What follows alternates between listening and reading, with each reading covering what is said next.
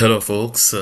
Greetings, everyone, and you're welcome to the GMA Connections. Today is Saturday, the 8th of November, 2025. I'm delighted to be back here today with some updates on, the situation in our noisy neighbors, country, and of course, with discussions regarding our own liberation movement. So, I'm delighted to be here, and I want to extend regards to all of those who have continued to believe in this platform, to all of those who have continued to share the communications from this platform, and to all of those who are, you know, subscribing freshly to this platform, and those who are encouraging others to be part of this communication channel.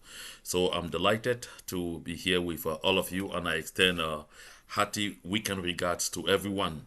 I know that everyone is engulfed in the confusion that appears to be emerging following the what I'll call the prolonged silence of the Cameroon's opposition strongman, for now call him opposition strongman, Tchiroma Bakari, or should I say, Cameroon's president-elect, as they're referring to him, as you use their jargon, Tchiroma Bakari. And so I know that the wait for information is really serious. I'll be talking about, what the fresh updates regarding Tchiroma Bakari are in the course of this conversation. But first, I like us to look at what is going on in Yaoundé. Generally, after they supposedly secure another victory and secure a new mandate, you expect Yaoundé to move fast, and start doing a lot of things very quickly, especially given that there's been chaos, there's been disorder, and so if you go by the Bia style, the first thing that would have been done would be to try and change the conversation, trying to reset the agenda and take people's attention to something else and not the election. And usually, Biao will want to do that very quickly by immediately naming a new government. But as you can see for yourselves, a new government has not been named yet. It's true, you will tell me that it's just a few days, but there are moments he had done that just days after, the swearing in. Swearing in was on Thursday. He had Friday, and sometimes he has even released a government on Saturday. And so I was talking with people within the system to find out what is going on. What could be cooking at that end.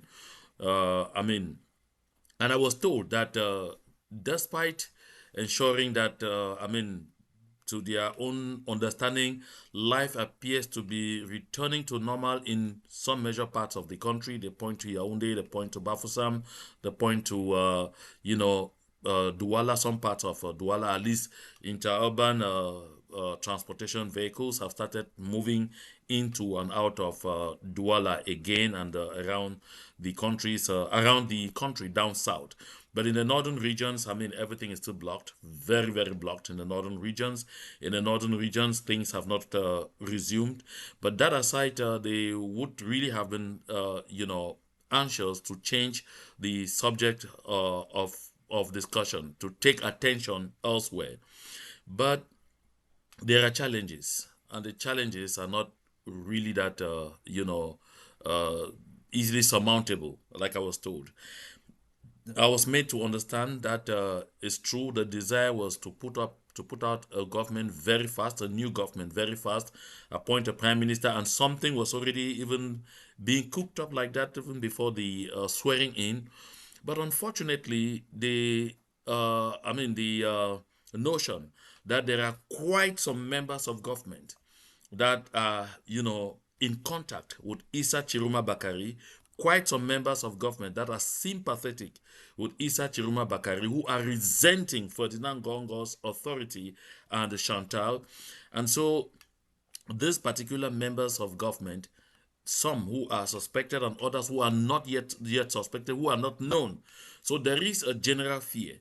And the general fear right now is that if at all these people really have something up their sleeves, and the situation up north is still very volatile, Issa Tchiroma Bakari still at large and still lethal, putting in place a new government right now and throwing some people out there who could easily have where to go, who could easily have where to pour in all the money that they have, been embezzling from the system, because a lot of them stole a lot of money.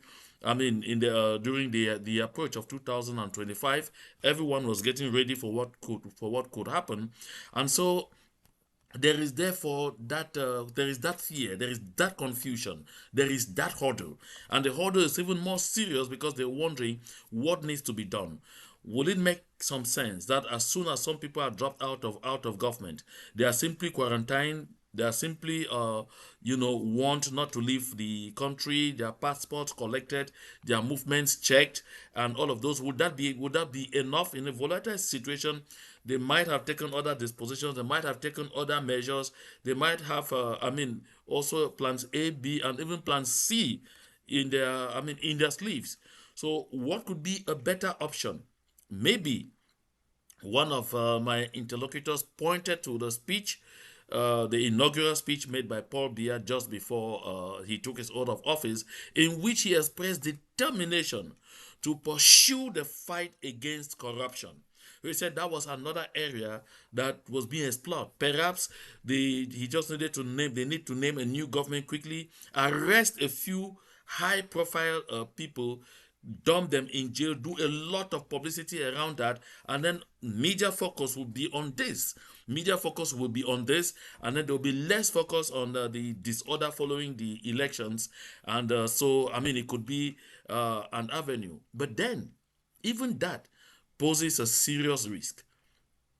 If these people have already gone into a lot of deals with, and Issa Tchiroma Bakari, who is still free, who is still moving around, who is still lethal, and then with a lot of talks in the northern regions about people literally possessing arms and getting ready to do horrible things, that option too is being looked into. And now, about all those ministers, all those directors general could be arrested, made sure they rigged beyond imagination in their various constituencies, and all brought victories, and all are looking up to getting either promotions or or any other form of recompense, not or other forms of reward, not rather arrests and detention. So at this particular moment, even the government of Paul Biya is in a fix. They're in a trance. So you watch very carefully. You're unlikely to see any government shake-up intervene within the next 1 week. It doesn't seem very, very possible right now. I don't know. Things could change, but this is what my sources tell me, that it's getting a bit hard. There are people in the opposition who were promised entry into government. Recall, I had that conversation here. That people in the opposition were promised entry into government with some of the key members of their government. I was told that a political party like the SDF was promised 2 to 3 positions in government. The Cabral Libi was promised himself had to be in government. Probably handling the portfolio of either sports or youth and something of the sort. Matomba was equally promised a position in government, and Bello Buba Maigari was actually informed. It was agreed to that he would simply return into the government, even if he were to maintain the same position, the same ministry that he has been in all this while, but could see an increase in the number of people he brings into the government. But when they look at the election results right now, none of them had imagined the serious emergence of Issa Tchiroma Bakari. And the result of the election showed that some of the stakeholders in the opposition that they were counting on were simply reduced to their barest expression when it comes to the results. Reduced to their barest expressions. And so the political weight that they really carried is literally gone, to cause them to be able to convince some within the CPDM to understand that they have to give up their positions, wait for some other time, or be first of all on the reserve bench while some of these people are accommodated for the sake of sustainable for the sake of peace, or for the sake of the usual talks about national unity. But so that is the difficult equation in which they find themselves.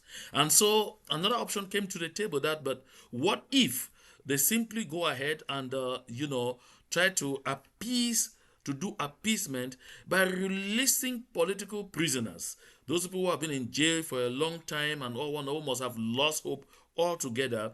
They could come out and offer a fresh lease of life to the system. But now there is another fear. These are people who generally should be feeling really wounded now, who generally should be understanding that they are even completely ended. And so, if you give them the opportunity to come out and they find that there is an avenue where they can get even, what do you do? So, right now, although Paul Biya has been sworn in, on the side of the Biya government, there is so much uncertainty, so much uncertainty, because it ended up being a kind of pyrrhic victory. By pyrrhic victory, you know, that kind of victory that you get by, after a huge fight, and you end up extremely bruised, that you don't have enough energy to enjoy that particular victory. That is, the losses incurred in order to secure that victory were enormous. So this is how this particular victory is being seen by a lot of people within the regime. It was really, at the end of the day, a pyrrhic victory. They didn't expect this, because after undoing Maurice Kamto, it was obvious that they were going to have a boulevard. So it was going to be an easy victory. Something just going like a walk through the park and all of those things. So right now, whether they'll be able to form a new government or not is something that will be looked at very, very, very, very, very closely. And it's not Paul Biya forming a government. Of course, you saw at the inaugural, you heard from Paul Biya's very hot mic moment that he didn't even have a clear idea why he was there. He just knew at some point he has to stand up, he has to read something there, maybe he has to lift up his hand and, scream some "I do so swear" with all the energy he could manage and all of that. And so, it's a long time since they formed a government. And now, this whole thing is in the hands of Chantal Biya, Ferdinand Gongo, Frank Biya, and of course Oswald Baboke. So, and then Mr. Ayolo. So how are they going to handle this? Is something that we'll be looking at now very closely. Who will they sacrifice? Who will accept to be sacrificed at this point in time during the apocalyptic era of the regime without fighting back? Of course, fighting back has a lot of avenues. And so now there are also some fears. I should really give it to them that these fears could be really legitimate. That the people from the northern regions who are planning to begin a guerrilla warfare, and they are telling them to their faces, they are never hiding, we're planning to begin a guerrilla warfare, appear to be getting into some kind of entente and alliance and understanding with freedom fighters in the southern Cameroons. Folks, when they say those things, a lot of the times I really want to dismiss them almost immediately, because I really don't want people to, run away with the idea that freedom fighters are more interested in going to fight for the freedom of La République du Cameroon. Let's always be very clear here. For the people of La République du Cameroon, what they are looking for is regime change. That's a totally different ballgame. For the people of the southern Cameroons, what we are looking for is to send the colonial La République du Cameroon's presence out of our territory. We are looking to sending all of Paul Biya's talks out of our territory, getting the colonial administration out of our territory, and restoring the soul of our country. We are looking for absolute independence, which is our right. That's what the people of the southern Cameroons are looking for. And let me be very clear here. If I were among the self-defense volunteers, if I were some of the generals, and people from the northern regions of La République du Cameroon organize themselves and approach us for an entente, and that kind of entente is such that, okay, We will provide you assistance. You to provide us assistance. Let us fight our way. But what we are going to do is we will recognize you. What we are going to do is we will make sure if those people run away from there and come here, we will push them back. If they run to and come to you, push them back. So whatever the case, let's cooperate. But we agree. We know what you are looking for and you know what we are looking for. So we will each stay in our lane. Like this gentleman, General Valsero, was saying in the presentation that I showed here yesterday. And mistakenly, I actually had the name Valsero before me. And I don't know for whatever reason, I kept talking about Calibro. Those kind of things happen sometimes, right? So my apologies for that. I had dropped a text to apologize to Calibro that I actually intended to be talking about Valsero. So I had but Valsero talking, General Valsero. And all of the others who were saying they definitely do recognize now that the fight of the people of the Southern Cameroons is legitimate.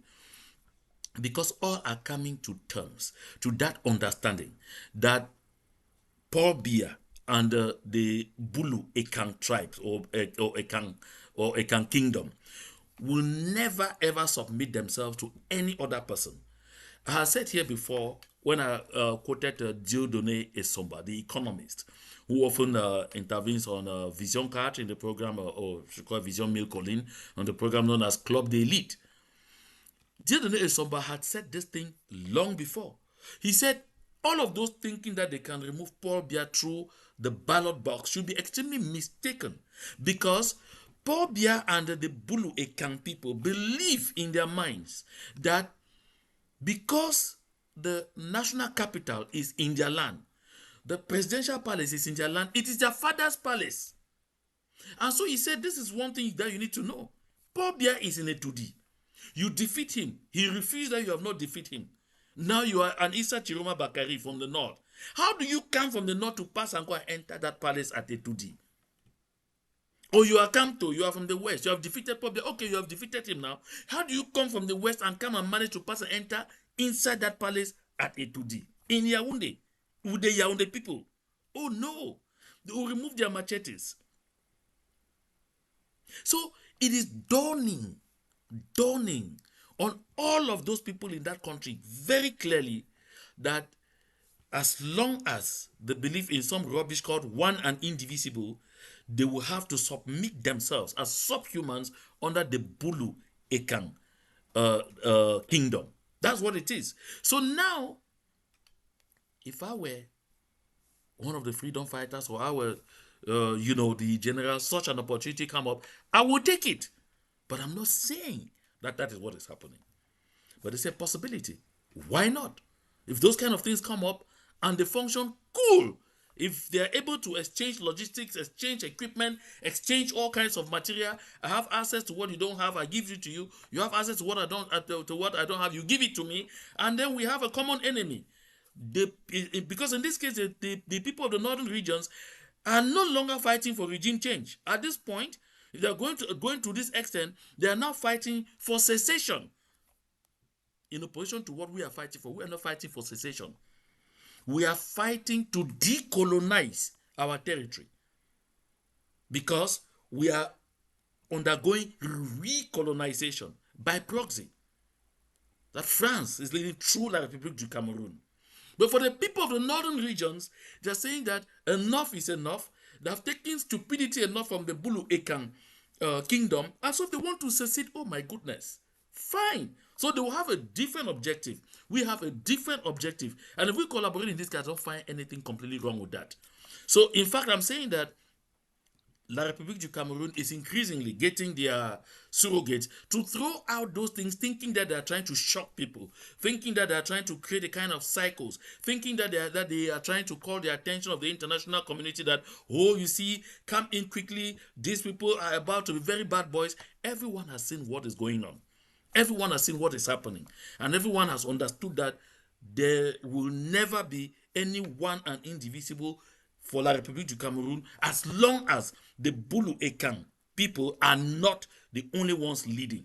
You heard from Chantal Biya's daughter-in-law, who said it is not their fault, they, the Bulu Ekan Beti people, that they are the chosen tribe. It's not their fault that they are the chosen ones, and that all other peoples in that country have to accept to be their slaves to serve them for at least a century again. She said it. It's on social media.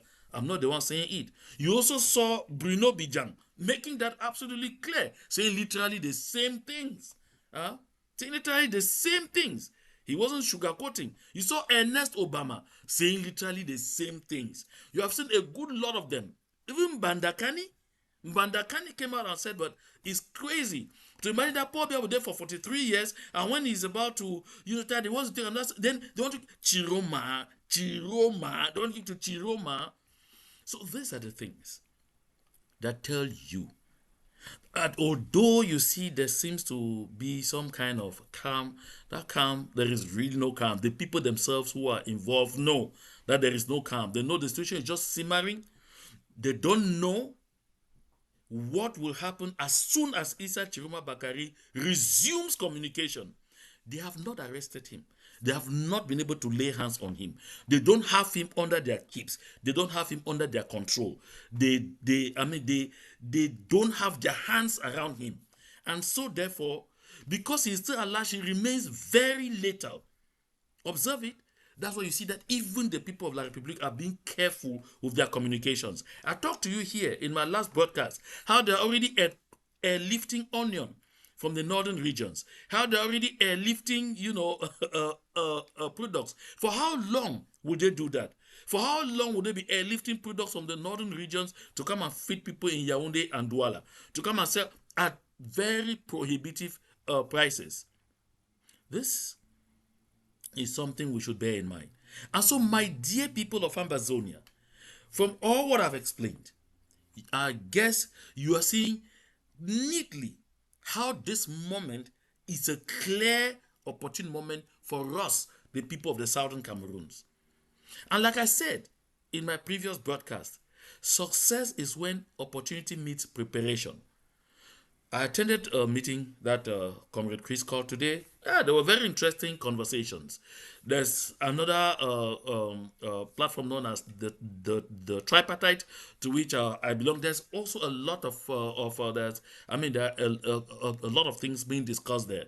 But what I want to say here, like clearly, is there is nothing that works more than general mobilization. We all have to be mobilized.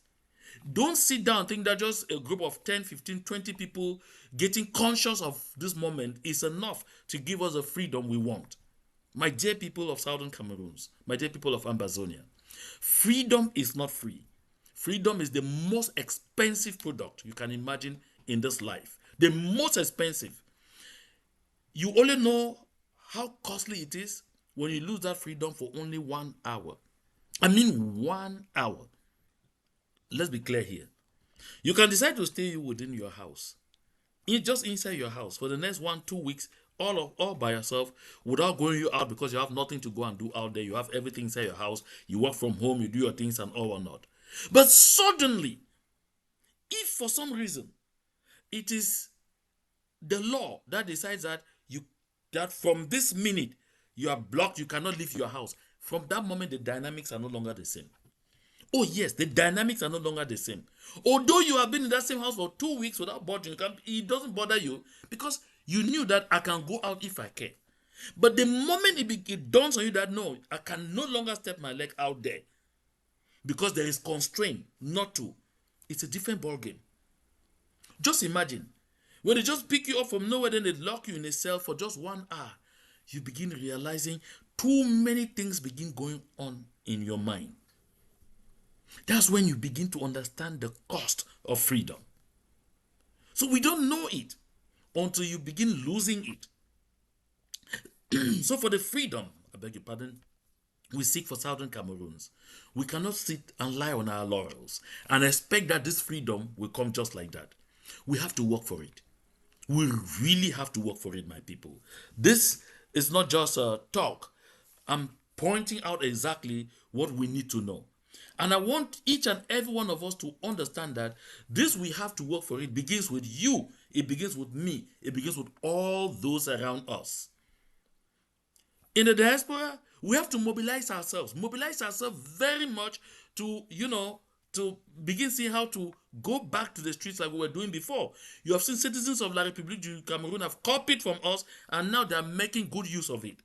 I could hear Dieudonné Esomba screaming because of the crowds he saw out on the streets in Paris to protest Paul Biya's re-election, or Paul Biya's supposed re-election. He said that was unprecedented. We have to mobilize ourselves. We have to mobilize ourselves to contribute. We need to put money in. Yes, we need to be ready to put in money, good money, to assist our people on ground zero who are facing all the challenges you can imagine. We have to make sure we continue to assist our IDPs, to continue to assist our prisoners of war.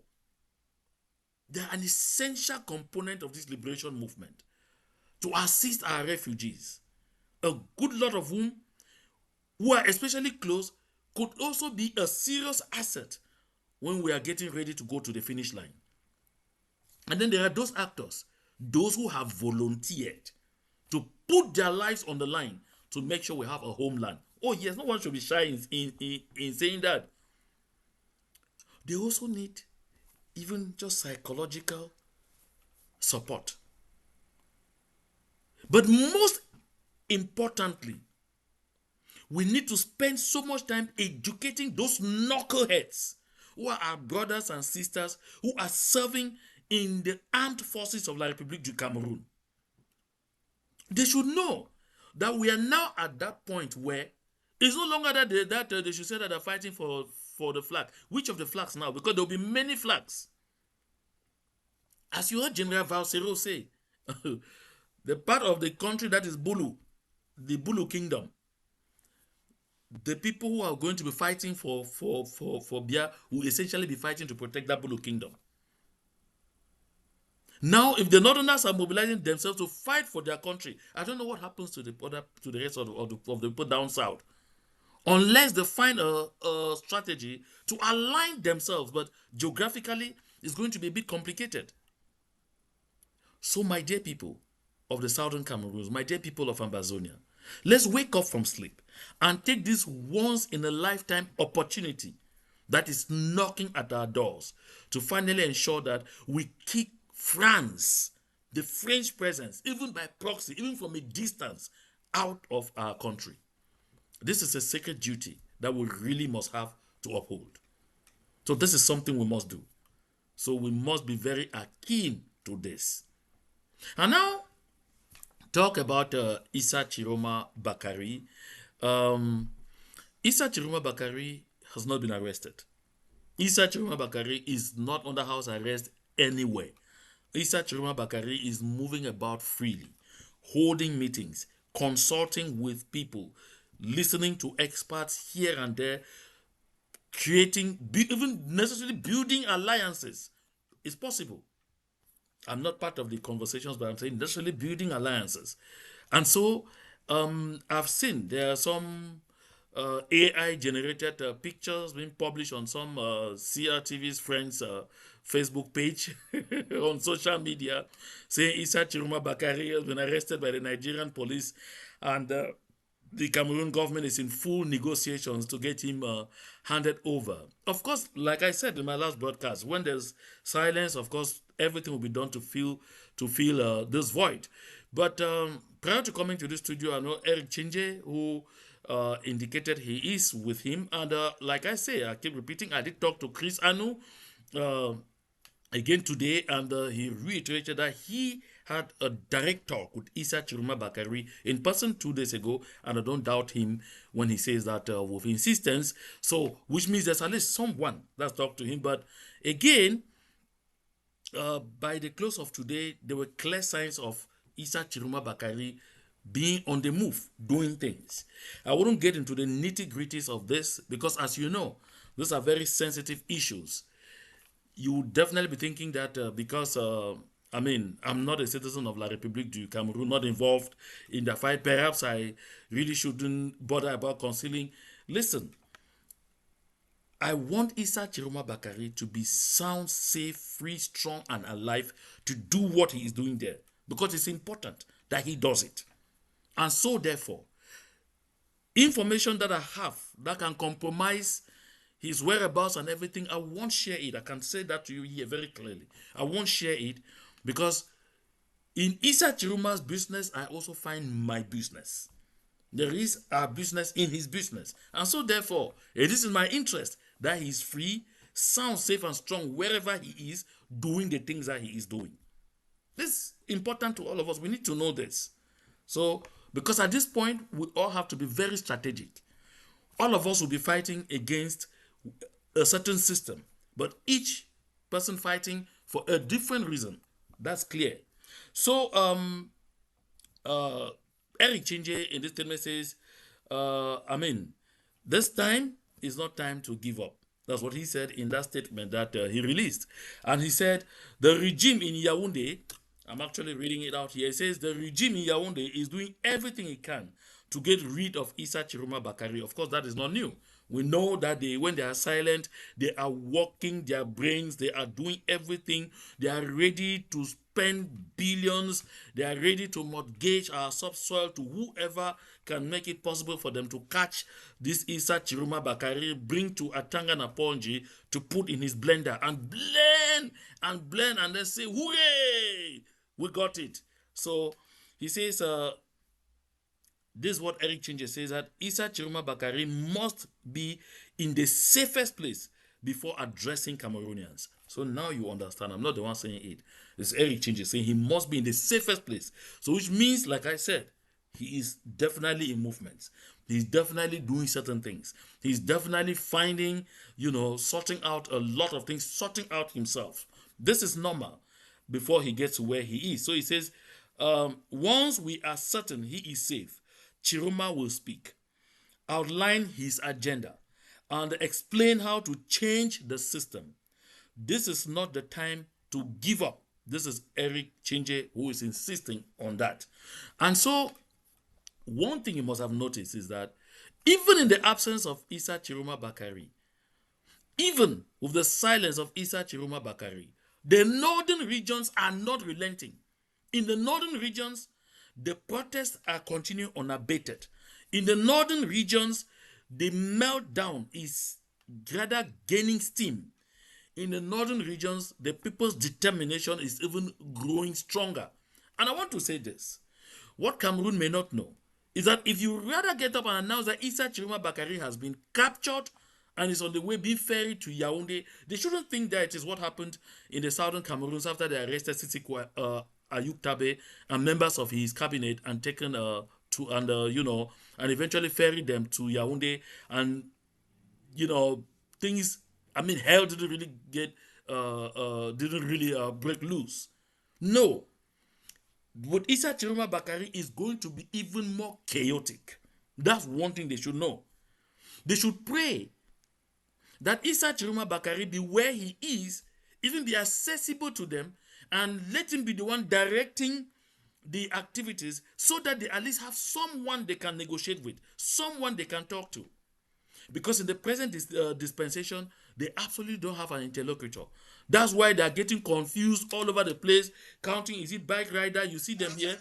You find the divisional officer here sharing, giving gas, giving petrol to motorbike riders. This is an administrator, civil administrator, standing in the market, himself handling petrol. And which petrol is he giving to them? Nigerian petrol, what they often call Zoa. That's him there. All of this because they are struggling to get to some appeasement. All of it because they don't even know who to count on. All of this because they don't even know which compartment will be able to, bring them that peace that they desire. So it will be in their interest, absolutely, to have Issa Tchiroma Bakari be the one conducting these things, because they could. In that, guys, you can use your international partner and say, please keep talking to him. And you know that if he is the one talking and the people are listening, he's directing and they're following his guidelines, then he has the potential to stop it. But if it is just chaos, then you soon have multiple people acting here and there, and it will become very difficult to say or do anything. So to all of those watching me on this platform, of course, Issa Tchiroma Bakari is sound, safe, and strong. to the best of my knowledge, with the information that I have at my disposal. Issa Tchiroma Bakari is even holding very strategic meetings as we speak. And Issa Tchiroma Bakari is outlining a strategic plan to push forward with his quest to restore or to take back his stolen victory. So he says, to liberate the Republic of Cameroon, as he's pointing out. So, don't allow yourself to be distracted by the trash you see on social media. Pay attention to the unease that is going on in Yaounde. At the end of the day, some people are going to be sacrificed. At the end of the day, some people who went tooth and nail, rigged the wheels of the people, stole the people's destinies, mortgaged the future of the youth, hoping that they are going to make huge gains in the process, may rather end up becoming the sacrificial lamb, as Yaounde tries by all means to change the subject matter of discussion, to reset the agenda, or to divert attention. And all I have to do is watch, ask questions, come here, we make sense out of those complex issues, and then we see exactly how we fit in guaranteeing that we attain our own objective of total freedom. Thank you very much for your very kind attention. If you have not subscribed to this channel, go ahead and hit the subscribe button, and then of course make sure you personalize so that you get alerts each time there's something new that comes up on this channel. And most especially, share the link as much as you can, so we get as many people as we possibly can to be part of the conversation. Until we meet again on this platform, have a nice time.